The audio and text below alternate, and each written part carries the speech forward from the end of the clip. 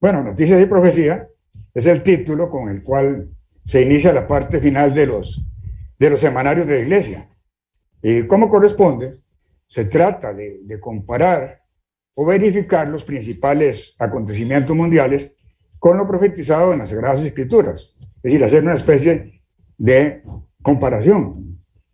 Pero realmente es inevitable, yo diría, iniciar la predicación actual, tanto en sermoncillos como sermones, del principal acontecimiento que se está desarrollando en este momento en el mundo y concretamente en Europa. El 24 de febrero, como la mayoría del mundo esperaba, los ejércitos rusos invadieron el territorio de Ucrania. El número de soldados enorme y la cantidad de vehículos de guerra supuestamente acabaría en pocos días con las defensas de Ucrania. Pero al topar con una resistencia de soldados básicamente a pie, no pudieron avanzar como querían y perdieron muchas vidas y están perdiendo muchas vidas. Así cambiaron la táctica para destruir las ciudades con misiles enviados desde lejos y por bombardeos aéreos. Esto hace pensar que desde la Segunda Guerra Mundial hasta ahora nunca hemos estado más cerca de la Tercera Guerra Mundial. La idea de este sermón no es comentar o escribir los detalles de la guerra, excepto considerar que, como en toda guerra, se sabe cómo comienza, pero no cómo va a terminar, ni quién va a ser el ganador, o cuál de los dos bandos va a ser el que menos pierda. Entonces, la razón de incluir este comentario es porque en las profecías se habla de guerras y rumores de guerras. Y dado que esta guerra se ha convertido en algo realmente enorme, debemos considerarla como una de las señales del tiempo del fin. El mundo está gobernado por el príncipe de la potestad del aire, Satanás, y la gran tribulación que se espera es causada precisamente por la ira de Satanás. Y aquí lo que estamos viendo es a un loco poseído por el demonio, asesinando a un pueblo, a quien este mismo describe como de su mismo pueblo. Dice que él inició esta guerra para liberar a Ucrania, o sea, a los ucranianos de los nazis que los gobiernan, pero curiosamente los está liberando asesinando por miles y miles a gente indefensa, ancianos, mujeres y niños, que son los que más permanecen en esos lugares, despedazando edificios y tratando de matar al nazi principal, que es Zelensky, aunque curiosamente Zelensky es judío o de ascendencia judía, por lo menos. De manera que es una contradicción absoluta, pero hace ver que todas estas cosas que están ocurriendo, sabemos por quién realmente están incitadas, por el mentiroso más grande que ha existido por siempre. Y vemos a un hombre que mentira tras mentira está acabando hasta donde pueda con un pueblo sin ninguna razón que lo considere, y nadie lo podrá aceptar. Ahora se dice, ¿verdad?, que alrededor de un 25% de la Biblia es profecía. Tomando en consideración que la Biblia tiene una gran dedicación a la historia, también a las leyes, estatutos y decretos, así como ejemplos de conducta y de una vida digna, también como de muchas advertencias sobre consecuencias de la desobediencia, del pecado y de otras enseñanzas que se me escapan a la memoria, es fácil, por comparación, ver que la profecía ocupa un lugar de enorme importancia. Podemos, obviamente, hacer una diferencia clara entre profecías cumplidas y profecías que están por cumplirse. Cuando consideramos las diferentes profecías que se han cumplido y apoyadas también por la historia secular, hemos visto varias veces profecías, por ejemplo, de Isaías, de Jeremías, sobre el cautiverio de Judá en Babilonia y su liberación por Ciro de Persia. Y cómo se cumplieron muchos años después estas profecías con extraordinaria precisión. Esto nos sirve para darnos la seguridad de que la Biblia es realmente inspirada por Dios y en consecuencia que las profecías para el futuro se habrán de cumplir e incluso puede que se estén cumpliendo. Ahora bien, sabemos que el libro más vendido en toda la historia y que continúa siendo impreso en diferentes versiones e idiomas, siempre manteniéndose a la vanguardia en circulación, es la Biblia. Como es común, muchos solo la llevan debajo del brazo y muchísimos ni siquiera la abren. Pero sí cuenta con muchísimos lectores a lo largo y ancho del mundo. Pero la pregunta es, ¿la entienden? Y otra, ¿la obedecen? La experiencia nos dice que muy pocos son los que obedecen y entienden. Generalmente, solo los llamados por Dios y a quienes Dios les ha dado su Espíritu Santo. El apóstol Pablo les dirige una carta a la iglesia en Éfeso. Veamos cómo se dirige a ellos. Dice en Efesios 1, versículos 1 y 2 dice: Pablo, apóstol de Jesucristo por la voluntad de Dios, a los santos y fieles en Cristo Jesús que están en Éfeso. Gracia y paz a vosotros de parte de Dios nuestro Padre y del Señor Jesucristo. Fíjense aquí que a los efesios les llama santos y fieles. Esto significa quienes han sido apartados por Dios para su servicio. Y además que tienen fe y que por medio de esa fe tienen fidelidad en los caminos de Dios. Entonces, el apóstol Pablo, fíjense que les dice que ora por ellos. Pero veamos en detalle los versículos 15 en adelante. Miremos, dice: por esta causa también yo, habiendo oído de vuestra fe en el Señor Jesús y de vuestro amor para con todos los santos, no ceso de dar gracias por vosotros, haciendo memoria de vosotros en mis oraciones. Fíjense, aquí el apóstol Pablo exalta la fe de ellos y su amor para con todos los santos. Le da gracias a Dios por ellos y los recuerda, y les dice que los recuerda siempre en sus oraciones. En el versículo 17 nos dice: para que el Dios de nuestro Señor Jesucristo, el Padre de gloria, os dé espíritu de sabiduría y de revelación en el conocimiento de Él. Para que Dios les dé espíritu de sabiduría y de revelación en el conocimiento de Dios. De manera que aún en el caso de los verdaderos cristianos, en nuestras oraciones debemos insistentemente pedir a Dios sabiduría y entendimiento. Lo había dicho el apóstol Pablo, que tenían fe, que eran fieles, que eran santificados, y aún así dice que pedía por ellos para que Dios les dé sabiduría y entendimiento. De manera que este es ejemplo para nosotros también de que siempre debemos estar pidiendo por nosotros y por nuestros hermanos sabiduría y entendimiento. El versículo 18 nos dice que Él alumbre los ojos de vuestro entendimiento para que sepáis cuál es la esperanza a que Él os ha llamado, cuáles las riquezas de la gloria de su herencia en los santos. Veamos esto: para que alumbre los ojos al entendimiento y sepamos cuál es la esperanza a la cual hemos sido llamados. El gran panorama o esperanza del gran galardón para quienes alcancen la salvación, realmente una de las grandes profecías que tienen que ver con nuestro maravilloso futuro. Por eso Pablo le ruega a Dios que alumbre los ojos al entendimiento. Es obvio que la llamada cristiandad del mundo jamás podrá entender estas maravillosas profecías. Necesitamos pedir que Dios nos alumbre nuestros ojos para que podamos tener ese entendimiento y ver realmente lo que nos espera maravillosamente a quienes hemos sido llamados y obedecemos. Versículo 19 dice: ¿y cuál la extraordinaria grandeza de su poder para con nosotros los que creemos? Según la acción de su fuerza poderosa, refiriéndose a Jesucristo, y la gran extraordinaria grandeza de su poder para con el pueblo de Dios, mediante su poderosa fuerza, poderosa fuerza que reside precisamente en el Espíritu Santo que Dios nos ha dado. Versículos 20 al 23 dice: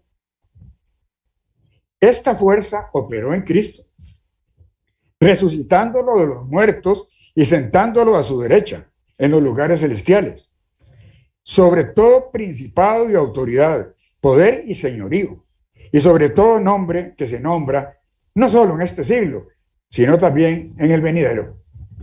Sometió todas las cosas debajo de sus pies y lo dio por cabeza sobre todas las cosas a la iglesia, la cual es su cuerpo, la plenitud de aquel que todo lo llena en todo.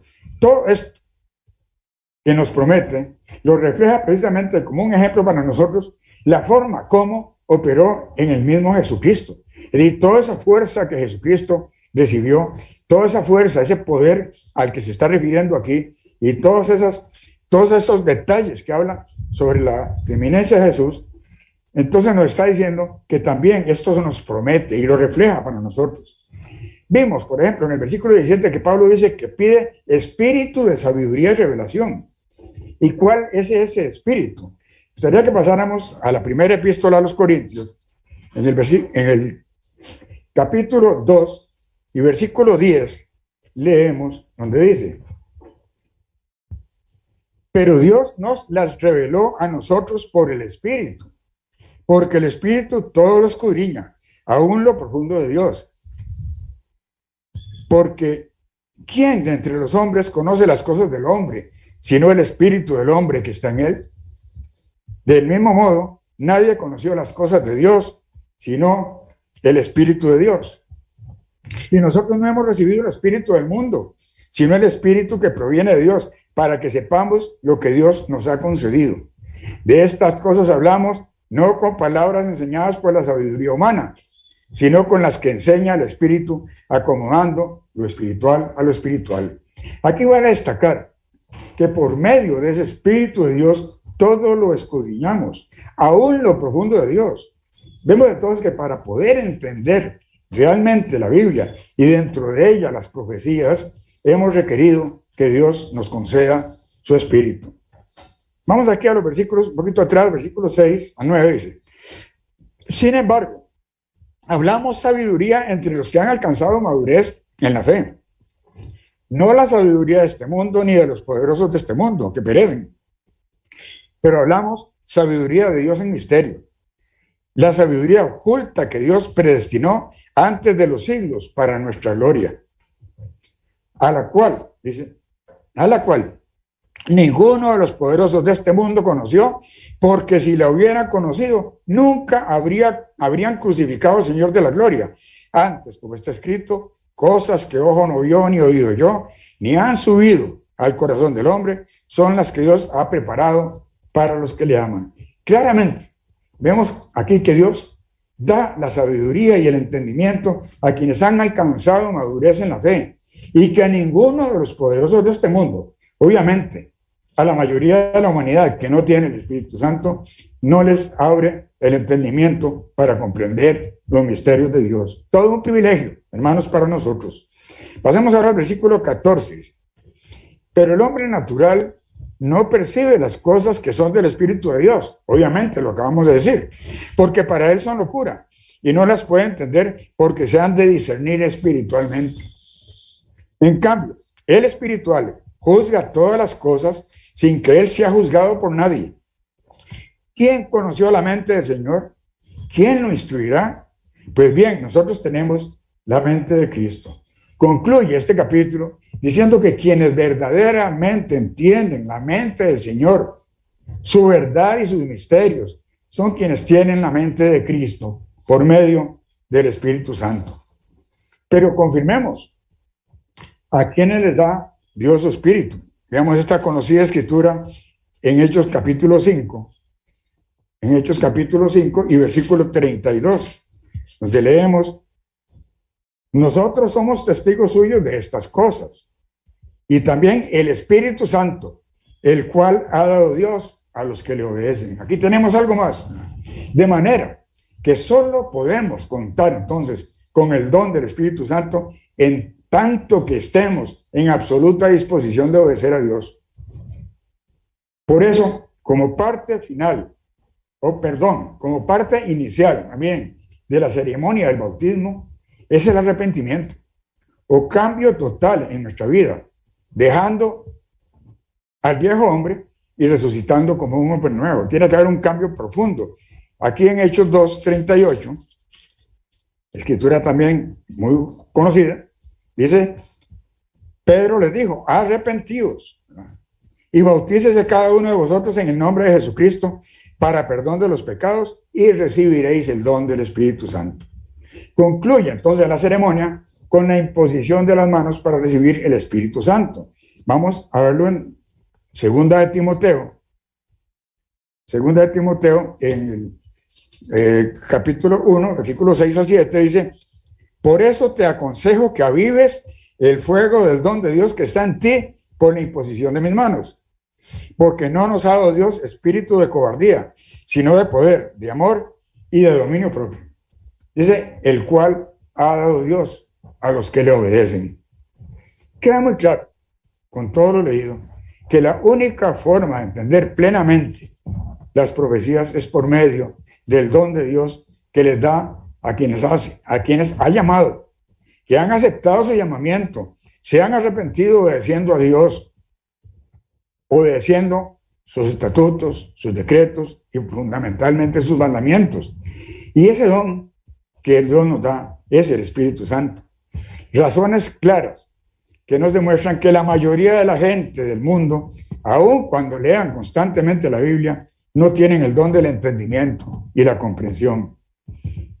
Pero volviendo al espíritu o razón de las profecías, sabiendo lo que está profetizado para estos tiempos del fin, debemos analizar, y la iglesia mediante sus evangelistas analiza estos acontecimientos importantes para tratar de ubicarnos en qué parte de los tiempos del fin nos encontramos.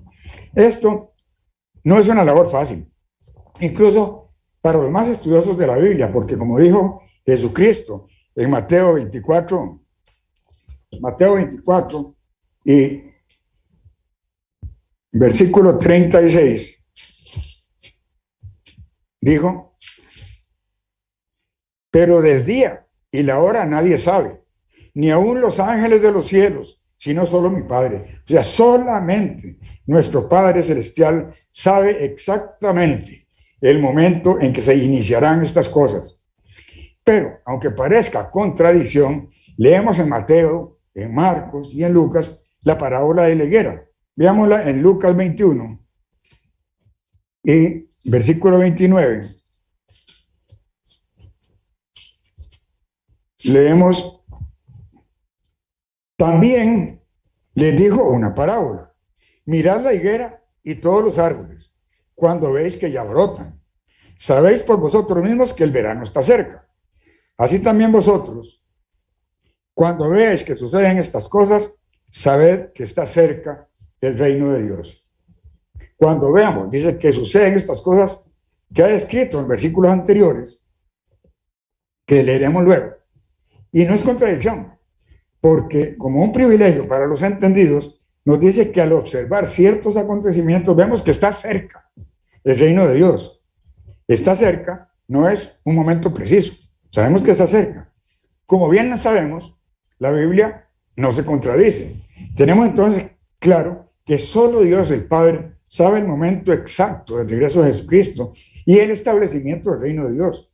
Pero a quienes se nos revela el significado de las profecías, se nos permite saber aproximadamente el cumplimiento de los acontecimientos profetizados para el tiempo del fin.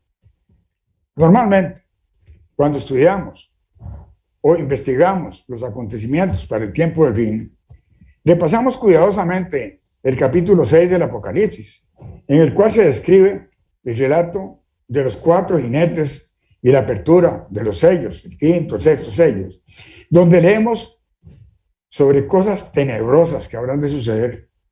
Si lo analizamos en detalle, vemos que realmente lo que anuncian son pavorosas. Y para los verdaderos cristianos, estas son claras advertencias que nos deben motivar para ser librados de todas estas cosas terribles que vendrán. Entonces, cuando se están desarrollando estos acontecimientos duros, como la guerra en Europa, es normal hermanos, que sintamos preocupación, incluso hasta miedo, pero debemos sobreponernos y recordar que igual en nuestro camino de vida cristiano debemos tener presente que cada día debemos acercarnos más a Dios. Y la forma de hacerlo es examinar cuidadosamente nuestra conducta y buscar lugares en los cuales podemos estar fallando y corregirnos de inmediato con la ayuda de Dios y el Espíritu Santo que mora en nosotros. Y esta es una labor que se acentúa más, sobre todo en estos días anteriores a la celebración de la Pascua. Y como se nos dice, midamos, calculemos, estudiemos, veamos cuánto realmente ha pasado en este año, cuánto hemos realmente mejorado, si realmente estaremos honrando el sacrificio de Jesucristo por nosotros para el perdón de nuestros pecados, si hemos seguido igual o realmente honrando el sacrificio de Jesucristo, hemos realmente mejorado o no hemos mejorado.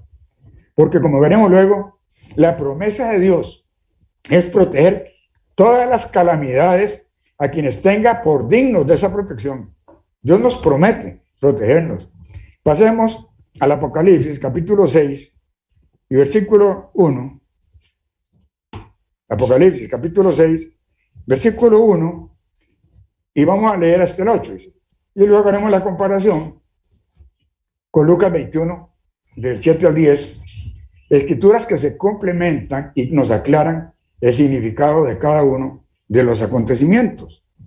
Versículos 1 y 2 dice, entonces vi que el Cordero abrió uno de los sellos y oí a uno de los 4 seres vivientes decir con una voz como de trueno, ven, miré, y vi un caballo blanco, el que lo montaba tenía un arco y le fue dada una corona y salió venciendo y para vencer. El jinete del caballo blanco, luego identificado como el engaño religioso, pero además dice que tiene un arco y salió venciendo y para vencer. Evidentemente, además de engañar con su religión, persigue y asesina a los verdaderos cristianos. Versículos 3 y 4. Cuando abrió el segundo sello, oí al segundo ser viviente que decía, ven. Y salió otro caballo de color rojizo o bermejo, dice la otra versión. Al que lo montaba le fue dado poder para quitar la paz de la tierra y hacer que se mataran unos a otros. Y se le dio una espada muy grande. Bueno, el jinete del caballo bermejo o rojizo tiene poder para quitar la paz de la tierra, o lo que es lo mismo, para hacer o iniciar las guerras y que se maten unos a otros. Lo que está ocurriendo en Europa parece que está simbolizado en este segundo jinete. Veamos los versículos 5 y 6. Cuando abrió el tercer sello, oí al tercer ser viviente que decía, ven, miré y vi un caballo negro. El que lo montaba tenía una balanza en la mano y oí una voz de en medio de los 4 jinetes que decía, 2 libras de trigo por un denario y 6 libras de cebada por un denario, pero no dañes el aceite y el vino. El jinete del caballo negro, que tiene una balanza, pone de manifiesto el enorme encarecimiento de los alimentos, lo que traerá como consecuencia una gran hambruna en la tierra. Y ya en este momento hay mucha gente muriendo de hambre en el mundo, no solo en esta guerra quienes están rodeados sin posibilidad de conseguir alimento. Veamos sencillamente las noticias de muchos lugares en el África sobre la cantidad de niños que diariamente mueren de hambre. Hay también noticias en este momento a raíz de esta guerra sobre el encarecimiento en Europa. En Francia se reportaban la escasez de carnes, de granos y pérdidas enormes en el comercio y una escasez de muchísimas cosas que está ocurriendo en este momento. Sabemos que grandes graneros de este mundo precisamente son Rusia y Ucrania. Y ahora vemos que está ocurriendo hambre en Europa, en muchos lugares. O al menos escasez de alimentos. Y obviamente en los lugares de guerra, como dije antes, sí hay gente ya muriendo de hambre también. Versículos 7 y 8 dice, cuando abrió el cuarto sello, oí la voz del cuarto ser viviente que decía, ven, miré y vi un caballo amarillo o pálido, se dice. El que lo montaba tenía por nombre muerte y el Hades lo seguía, o sea, el sepulcro lo seguía. Y le fue dada potestad sobre la cuarta parte de la tierra para matar con espada, con hambre, con epidemias, con mortandad y con las fieras de la tierra. En otras palabras, el jinete, el caballo amarillo pálido, dice que su nombre es muerte y que se valdrá de todo lo posible para matar a la cuarta parte de la humanidad. Ahora hay mucha muerte, pero no estamos hablando de la cuarta parte de la humanidad y es algo que debemos también observar en este momento. Pasemos a Lucas 21, como le habíamos dicho.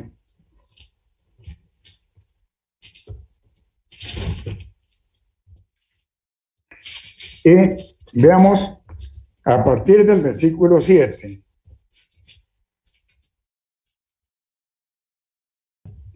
Leemos, dice, le preguntaron diciendo, maestro, ¿cuándo será esto? ¿Y qué señal habrá cuando estas cosas estén por suceder? Él entonces dijo, mirad que no seáis engañados, porque vendrán muchos en mi nombre, diciendo, yo soy el Cristo, y el tiempo está cerca, pero no vayáis detrás de ellos. Los discípulos, hermano, le piden señales a Jesús, y él les describe prácticamente en el mismo orden en que vendrán los 4 jinetes del Apocalipsis, en el orden en que están presentados, les describe engaño religioso. Es el primero. Vendrán hablando de Jesucristo, pero sus doctrinas son engaños. En Mateo 24 dice que a muchos engañarán. Esta misma escritura de las sinópticas. Versículos 9 al 10 dice, cuando oigáis de guerras y de revueltas, no os alarméis, porque es necesario que estas cosas acontezcan primero, pero el fin no será inmediatamente. Por eso nos dice que no nos alarmemos. Entonces añadió, se levantará nación contra nación y reino contra reino. ¿Qué es lo que estamos viendo? Recordemos que el segundo jinete tiene poder para quitar la paz de la tierra. Y aquí se nos habla de amenazas y guerras entre naciones. Y también se puede entender como guerras entre etnias. Sin embargo, aquí se nos incita a no alarmarnos, porque es necesario que estas cosas ocurran primero, como en el caso actual. Veamos el versículo 11, dice. Habrá grandes terremotos y en diferentes lugares hambres y pestilencias, y habrá terror y grandes señales del cielo. Nos habla de acontecimientos que producirán grandes hambrunas, como el jinete del caballo negro, y también tragedias como terremotos, terrorismo, pandemias y las mismas hambrunas que producirán la enorme mortalidad que anuncia el jinete del caballo amarillo o pálido. Y también nos habla de que habrá terrorismo, como ha ocurrido muchísimo en el siglo XX, y espantosamente mortífero, como en el principio del siglo XXI, con la caída de las Torres Gemelas y el ataque al Pentágono de los Estados Unidos. Y ni qué decir en el Oriente Medio y muchos lugares en África, y para no extenderme mucho, el ataque con explosivos a una central eléctrica nuclear en Ucrania ha sido considerado por la ONU, o sea, la Organización de las Naciones Unidas, como un acto terrorista de parte de Rusia. Aunque ahora dicen que lo están protegiendo, pero curiosamente la última noticia, bombardearon la central eléctrica nuclear, pero no abrieron ninguno de los reactores, quedaron protegidos. Pero entonces no se podía abandonar la central porque si faltaba el agua, alguna cosa, podía haber daños inmensos y fatales y realmente terroristas. Entonces, los técnicos, ingenieros ucranianos se dieron el manejo de la planta a técnicos rusos porque estaba rodeada de soldados rusos y ellos no querían estar trabajando rodeados de soldados rusos. Entonces empezaron los rusos a cuidar la planta, de no hacerle más daño, porque sería un daño para toda Europa, incluso para Rusia. Empezaron a cuidarla y mandaron ingenieros rusos. Pero en estos últimos días, no sé, más de 2 días la noticia, que se pusieron a abrir trincheras en lo que llaman el Bosque Rojo.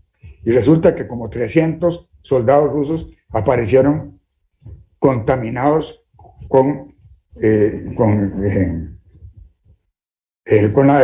los residuos de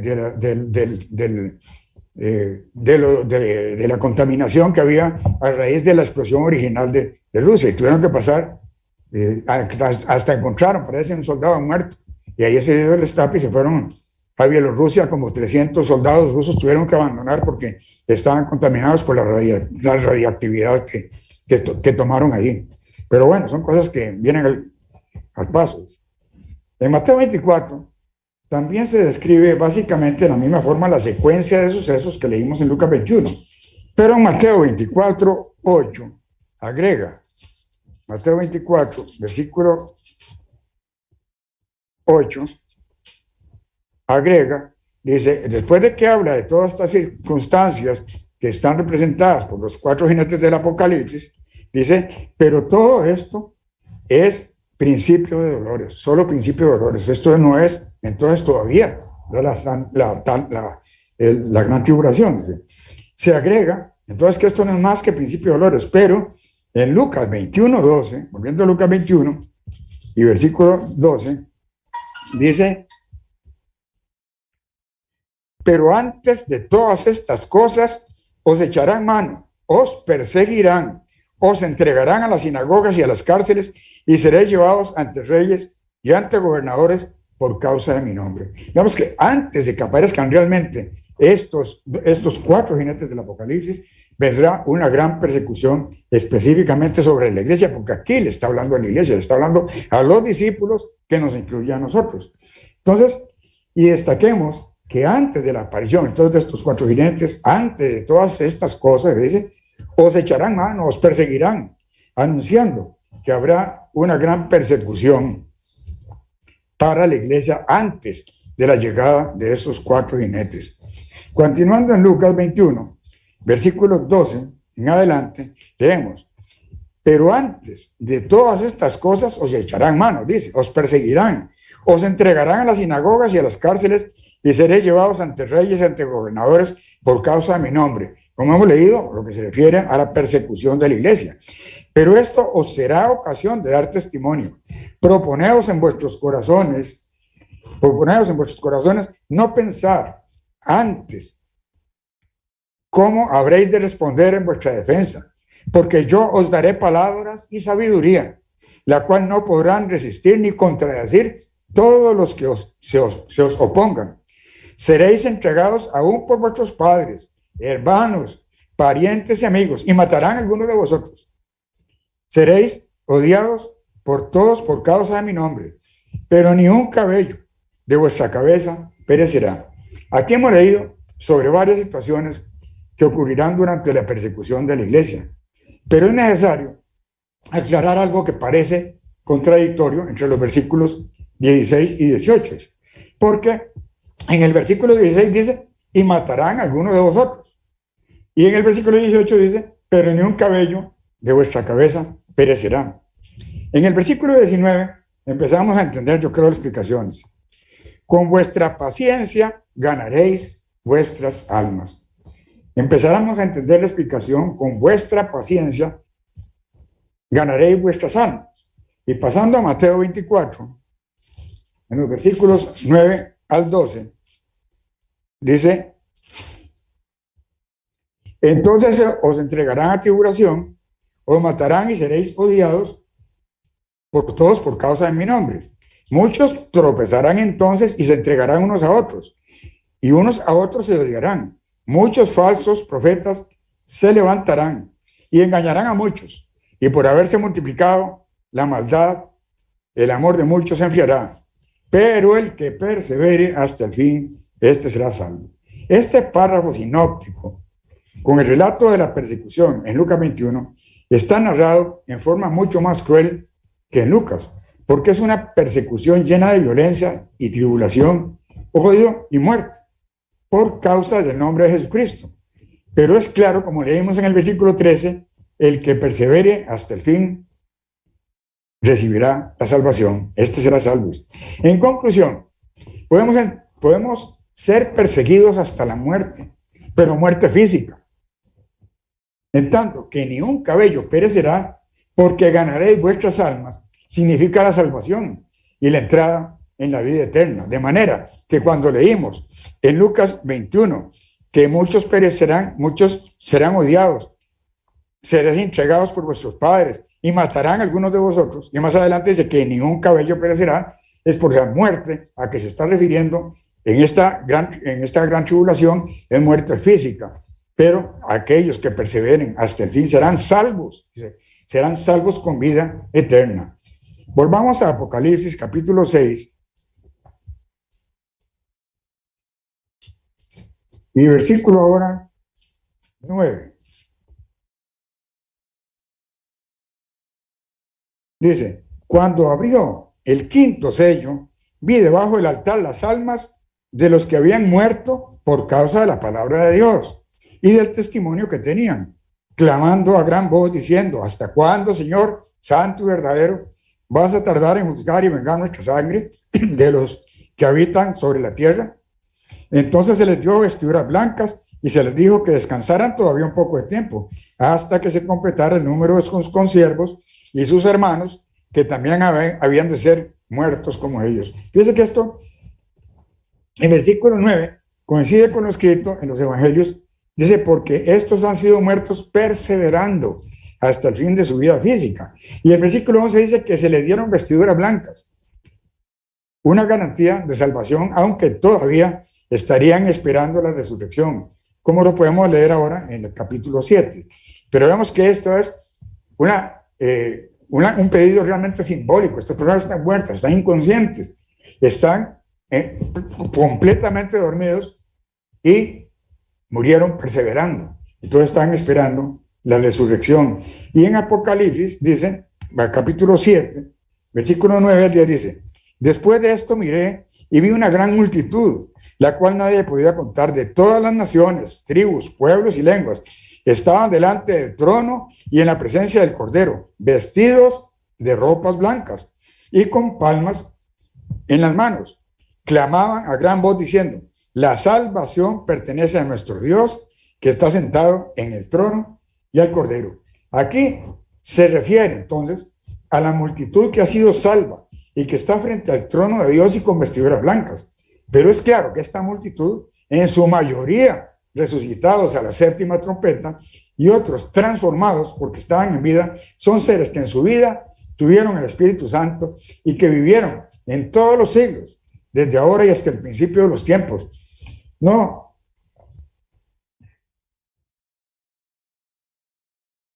digamos que no hablamos de muchos, pero en la Biblia también se nos menciona a varios patriarcas que tuvieron el Espíritu Santo.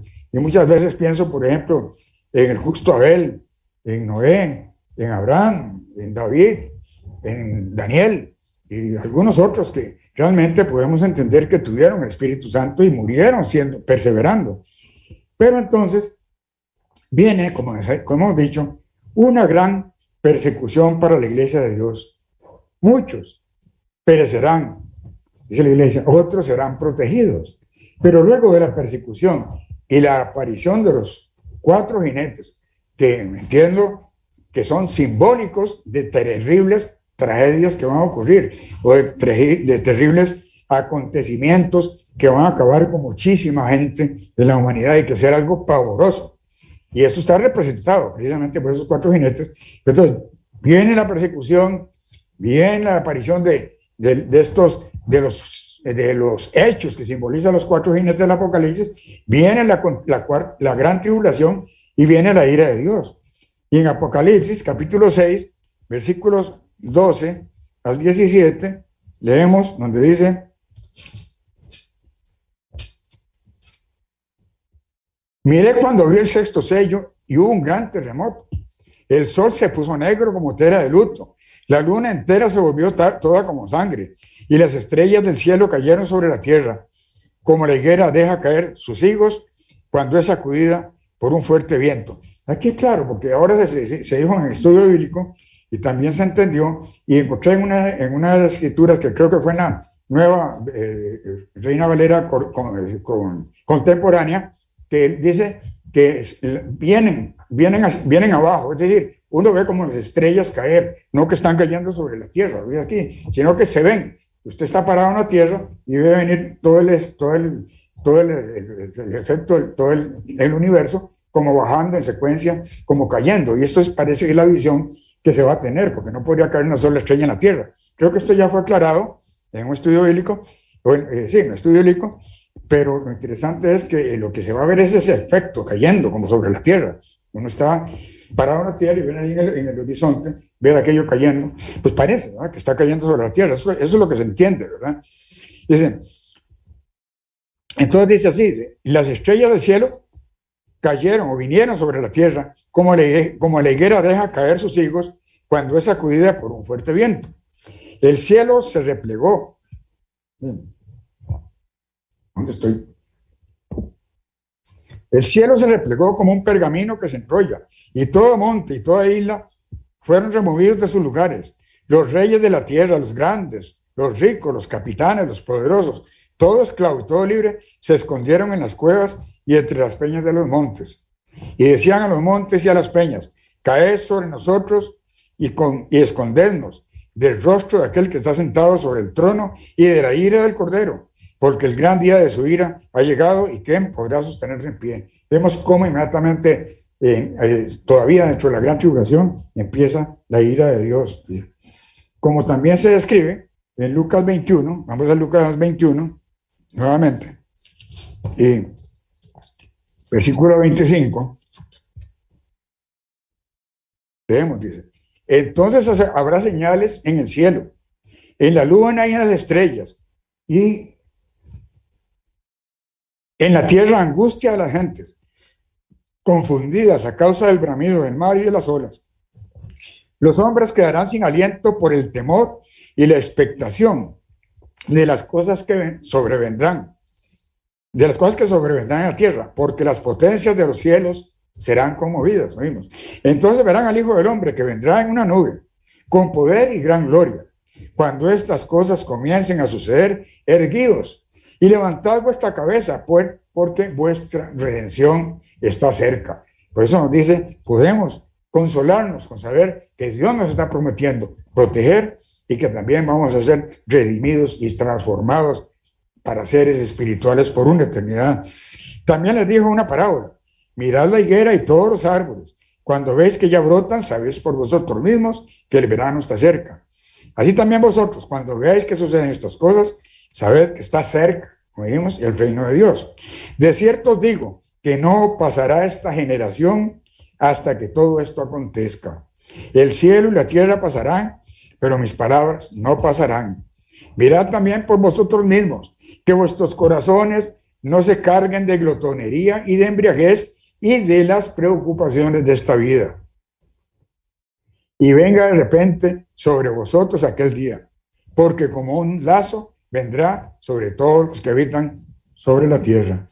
Leámoslo entonces detenidamente, leámoslo muchas veces, porque este párrafo menciona diferentes acontecimientos del tiempo del fin, pero obviamente hay problemas de orden cronológico, el cual podemos ordenar con otras escrituras, pero en el versículo 36 nos dice, velad pues orando en todo tiempo, que seáis tenidos por dignos de escapar de todas estas cosas que vendrán y de estar en pie delante del Hijo del Hombre.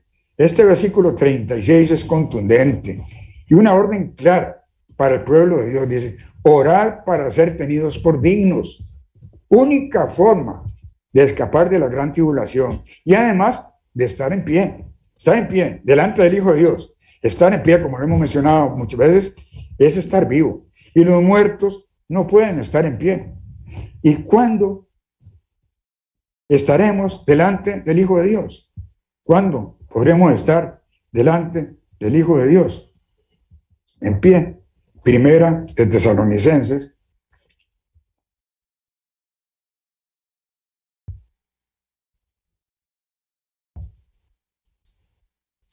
Primera de Tesalonicenses, capítulo 4, versículo 15 en adelante. Por lo cual os decimos esto, en palabras del Señor, que nosotros, que vivimos, que habremos quedado hasta la venida del Señor, no precederemos a los que durmieron. El Señor mismo, con voz de mando, con voz de arcángel y con trompeta de Dios, descenderá del cielo. Entonces los muertos en Cristo resucitarán primero. Aquellos que están muertos con vestiduras blancas, dice, resucitarán primero. Luego nosotros, los que vivimos, los que hayamos quedado, seremos arrebatados juntamente con ellos en las nubes para recibir al Señor en el aire, y así estaremos para siempre con el Señor. Para subir a recibir al Señor Jesucristo en las nubes, tendremos, hermanos, que tener un cuerpo espiritual ya resucitados o transformados. Y esto significa el nuevo nacimiento, y es el momento de la salvación eterna. Vamos a Primera de Corintios, en el capítulo 15 de Primera de Corintios, tenemos los versículos 51 al 53. Dice: os digo un misterio, no todos moriremos, pero todos seremos transformados en un momento, en un abrir y cerrar de ojos, a la final trompeta, porque se tocará la trompeta y los muertos serán resucitados incorruptibles, y nosotros seremos transformados. Pues es necesario que esto corruptible, esta carne mortal, se vista de incorrupción, y que esto mortal se vista de inmortalidad. Aquí estamos hablando de a la final trompeta, y cuando subamos hasta el tercer cielo, estaremos en pie delante del Hijo de Dios. Para esto tenemos que ser dignos, así dice la Biblia. Y también dice: pero el que persevere hasta el fin, este será salvo. Leímos en Mateo 24:13. Y comparemos con Apocalipsis capítulo 3, versículo 10 al 12, dice: por cuanto has guardado la palabra de mi paciencia, o sea, has perseverado, ¿verdad?, en la palabra de Dios, yo también te guardaré de la hora de la prueba que ha de venir sobre el mundo entero. O sea, te guardaré de esa hora de la prueba, te guardaré de la gran tribulación, dice, para probar a los que habitan sobre la tierra. ¿Sí? Vengo pronto, retén lo que tienes para que ninguno tome tu corona. Ah, caramba, tenemos una corona asignada, no la podemos perder, hermanos. Dice al vencedor: yo la haré columna en el templo de mi Dios y nunca más saldré de allí. Escribiré sobre él el nombre de mi Dios, o sea, recibiremos como apellido el nombre de Dios. Seremos dioses, dice la Escritura, y el nombre de la ciudad de mi Dios, la nueva Jerusalén, la cual desciende del cielo con mi Dios y mi nombre nuevo. Apocalipsis 3. Pero destaquemos el versículo 12. Dice: yo lo haré columna en el templo de mi Dios. El templo de mi Dios lo vemos en Apocalipsis capítulo 21. Y en el versículo 10 leemos: me llevó en el espíritu a un monte grande y alto y me mostró la gran ciudad, la santa Jerusalén, que descendía del cielo de parte de Dios. Luego explica los detalles de la nueva Jerusalén, y en el versículo 22 nos dice: en ella no vi templo, porque el Señor Dios Todopoderoso es su templo y el Cordero. El templo, entonces, hermanos, en la nueva Jerusalén que desciende del cielo, está formado por Dios el Padre y su Hijo, el Cordero. Y el capítulo 3 nos decía que nosotros seremos columnas en ese templo. Reyes y sacerdotes seremos. Y luego columnas en el templo de Dios por una eternidad. Qué galardón, hermanos, más maravilloso. Como lo reconocía Moisés cuando fue motivado a dejar todos los deleites del palacio para servir al pueblo esclavizado de Dios. Veámoslo en Hebreos, capítulo 11, Hebreos capítulo 11 y versículos 23 al 26, dice: por la fe Moisés, cuando nació, fue escondido por sus padres por 3 meses, porque lo vieron niño hermoso, y no temieron al decreto del rey. Por la fe, Moisés, hecho ya grande, rehusó llamarse hijo de la hija de Faraón, prefiriendo ser maltratado con el pueblo de Dios antes que gozar de los deleites temporales del pecado, teniendo por mayores riquezas el oprobio de Cristo que los tesoros de los egipcios, porque tiene puesta la mirada en el galardón. Tenía puesta la mirada en ese galardón, esa esperanza tan grande que Dios ha puesto en nosotros cuando nos muestra en el Apocalipsis esa Jerusalén celestial que desciende con el templo del Padre, el templo formado por el Padre y por el Hijo. Pero, hermanos, destaquemos entonces ese versículo 12 de Apocalipsis 3, que yo lo haré columna en el templo de mi Dios. El templo, entonces, en la Nueva Jerusalén, está conformado por el Padre, el Hijo, y nosotros como columnas de su templo. Una maravillosa promesa. Reyes y sacerdotes seremos, y luego columnas en el templo de Dios por una eternidad. Como Moisés lo reconocía tan maravillosamente, como fue inspirado. Pero hay que cuidarlo, hermanos. En Primera de Tesalonicenses, capítulo 5, nos dice, Primera de Tesalonicenses, capítulo 5, y versículo 19. Leemos: no apaguéis el espíritu, no menospreciéis las profecías, examinadlo todo y reteneos lo bueno, absteneos de toda especie de mal. Que el mismo Dios de paz os santifique por completo, y todo vuestro ser, espíritu, alma y cuerpo, sea guardado irreprochable para la venida de nuestro Señor Jesucristo. Fiel es el que os llama, el cual también lo hará. Veamos que Dios nos está diciendo aquí, nos está recomendando cómo debe ser nuestro comportamiento. Todo nuestro ser, espíritu, alma y cuerpo sea guardado irreprochable para la venida de Jesucristo. Es una recomendación muy grande y es sumamente importante. En Apocalipsis 3, como leímos también, lo voy a repetir esta escritura, en Apocalipsis 3 y versículo 11, decía: vengo pronto, retén lo que tienes para que ninguno tome tu corona. Como dije antes, tenemos ya una corona asignada, que nadie te reemplace en el futuro como rey y sacerdote. No permitamos esto, que nadie nos venga a reemplazar. Veamos entonces el consejo del rey David a Salomón cuando le entregó el reino de Israel. Cuando David le estaba entregando, vamos a leerlo en primer libro de Crónicas, versículo 28. Primer libro de Crónicas, capítulo 28. Cuando David le está entregando el reino a su hijo Salomón, vea la recomendación maravillosa que le dice. Primer libro de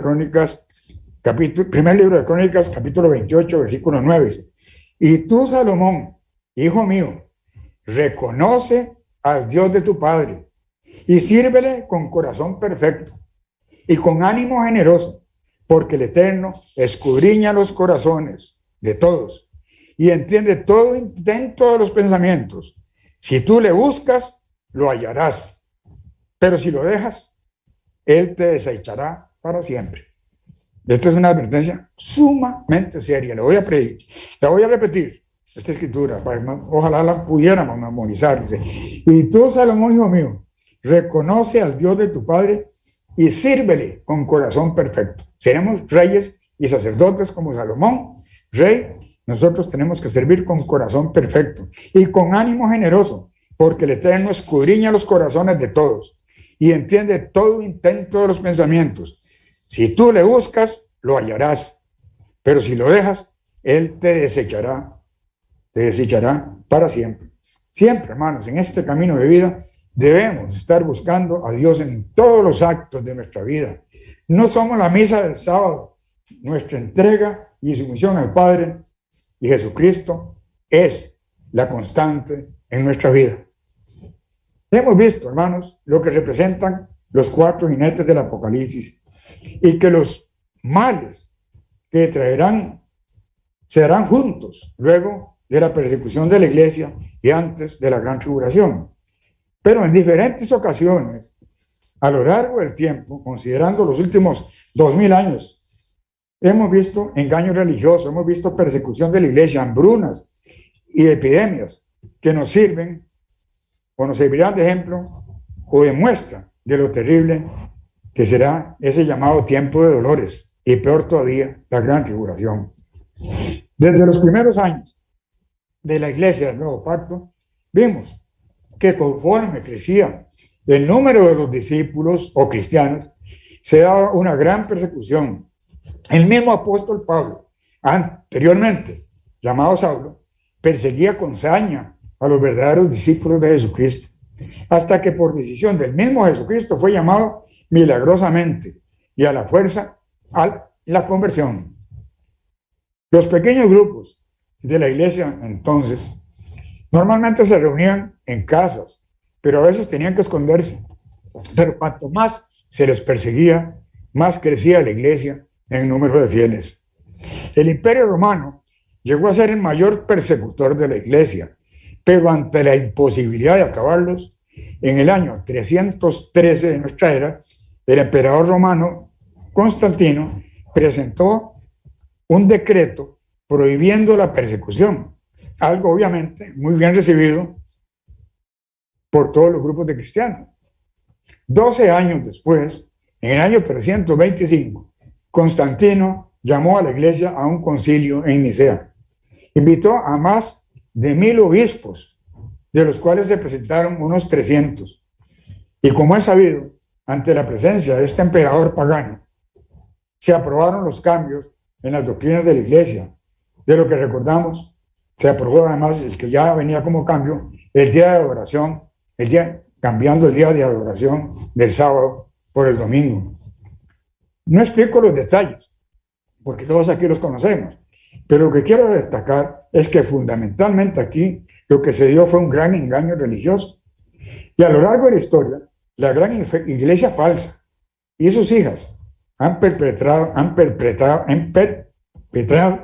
mundialmente el engaño religioso que todos conocemos.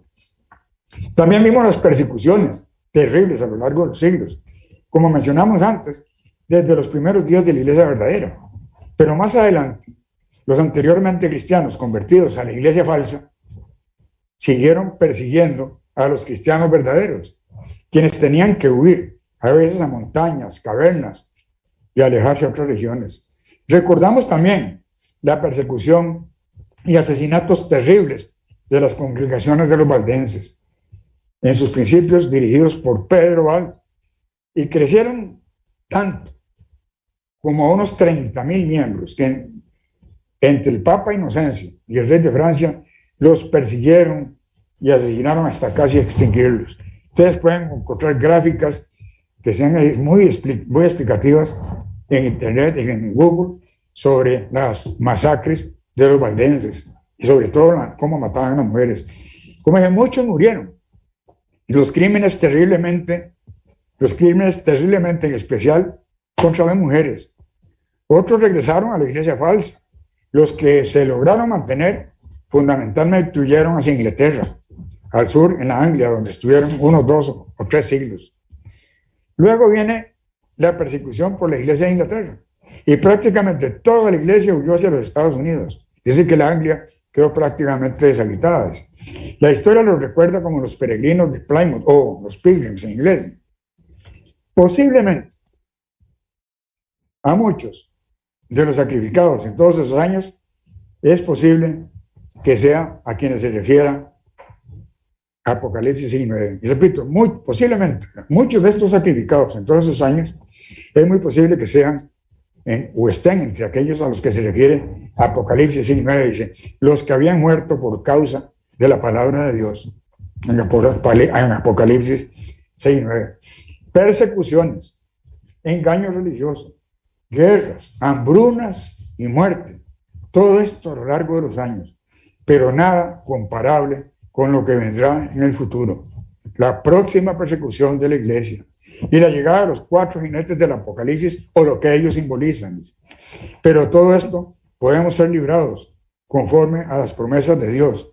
Y entonces debemos concluir este sermón con el versículo ya leído en Mateo 24:13. El que persevere hasta el fin, este será salvo.